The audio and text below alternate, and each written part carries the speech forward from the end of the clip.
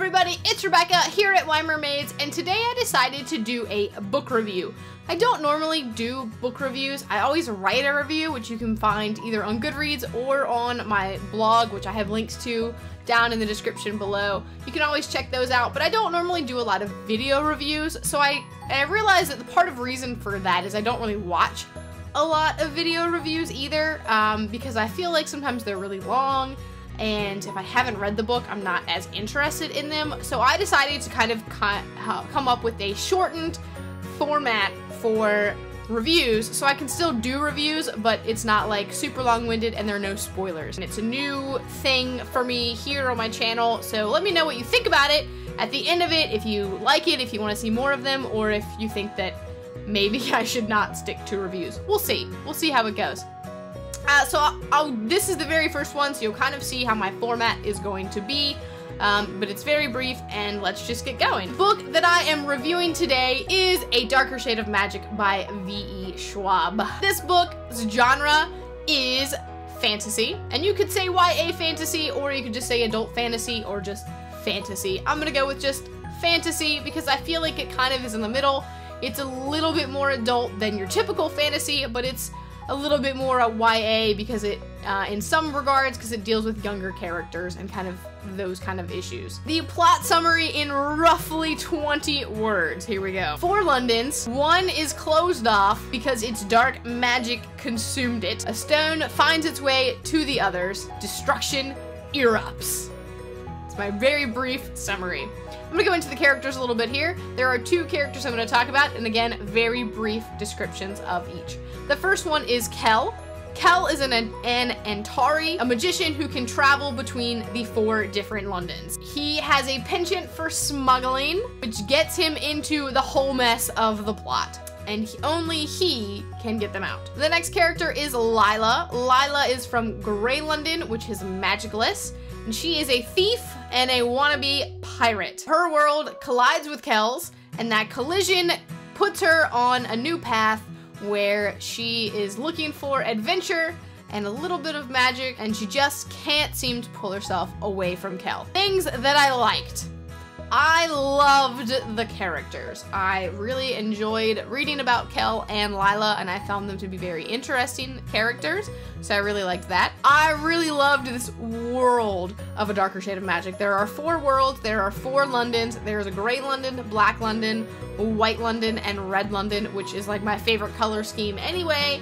And they're all stacked on top of each other, kind of like paper. So to travel between one to the other, you have to go in order. You can't just jump through them, which I really loved that description. I also really loved that it took place in an old London. I was able to kind of picture that in my head. I loved the visuals that it kind of gave me, and I loved the descriptions that went along with it. It was very vivid and very dark, and I loved it. I really liked the magic system in this story as well. I felt that it was very interesting, the different levels of magic and how the different worlds use magic, and how magic had different levels of power in each one, and how Grey London has very little to no magic, and it has not consumed them, whereas Black London is completely taken over with magic to the point where there is no Black London anymore. And I found the varying levels very interesting, and I liked how Kel's magic, he had to use blood magic in order to do anything, and it was just kind of that extra layer. It wasn't just magic for magic's sake. It had a lot of rules, and I felt that that was very, very, very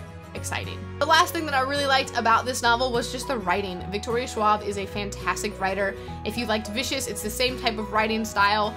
It's very descriptive, it's beautiful writing, and if you are a fan of good writing, pick up anything by her, but this one is another one that's really good. Now for the things that I didn't like as much. I felt that it was kind of slow at times to read. This might have been me because I tend to be reading when I'm coming home from work and I'm exhausted and I'm trying to lay on the couch and read, but I just can't focus, so it was easily distracted.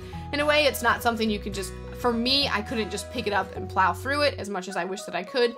It was a little bit slower for me, but it wasn't against the book. I really did enjoy it. It might have just been me tired, or there might have been like kind of heavy descriptions, and a little bit slower pace, but I still really enjoyed it over that. I also felt that there wasn't a lot of backstory and initial world building. I didn't really get to see the characters in the world as it already was before the plot kind of started rolling, and I would have liked to see a little bit more of Kel's relationship with his sort of adoptive brother situation and his adoptive parents. I wanted to see how Kel reacted and acted in his regular Red London world, more than him just traveling between the different ones. I wanted to see a little bit more of why he is the way he is.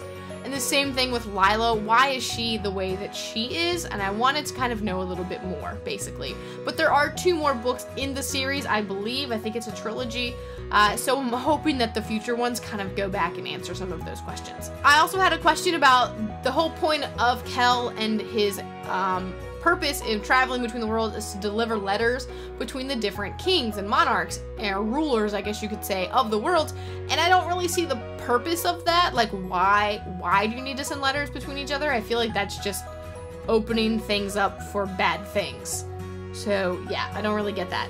I found some of the characters and storyline a little bit stereotypical. I mean, Lila, how many times have we seen the young female protagonist who is a little bit more tomboyish and goes against the grain and blah blah blah blah blah. Like, I feel like we've seen that in YA a lot recently. And there's also the whole issue of the stone.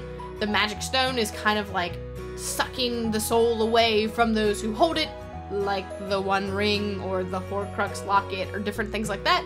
But it's an object, and that's kind of how magical objects tend to work when they're negative, so I let it go. And finally, there was no setup for the next book, which I really liked and I didn't like at the same time. Like, I hate ending on cliffhangers, but at the same time it gets me really excited to read the next book, and we didn't really have a lot of setup that we're aware of yet. Again, this may happen when we get those later books.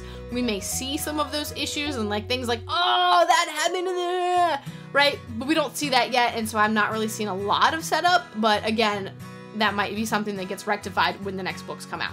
I'm going to give this book 5 stars out of 5 because I really loved it, and it probably only deserved 4, but I just couldn't let myself give it 4 because I did fall in love with this book, and I couldn't stop. I couldn't get enough of it. I wanted more of it, and I'm very excited there are more books of it. So as much as if you're grading it on a critical scale, it's probably more of a 4-ish, but on a personal I love it scale, I did give it a 5.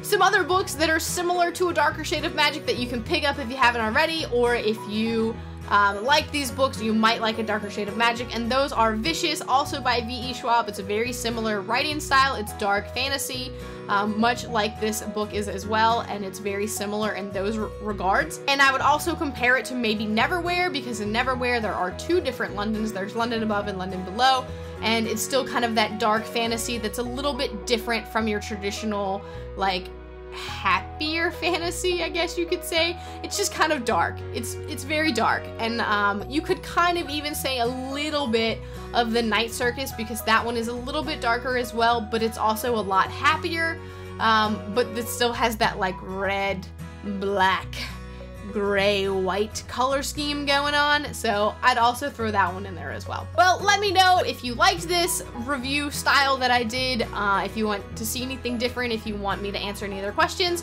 and let me know what you thought about A Darker Shade of Magic if you have read it. Down there below, let me know, and that is it for me today. I will see you next time.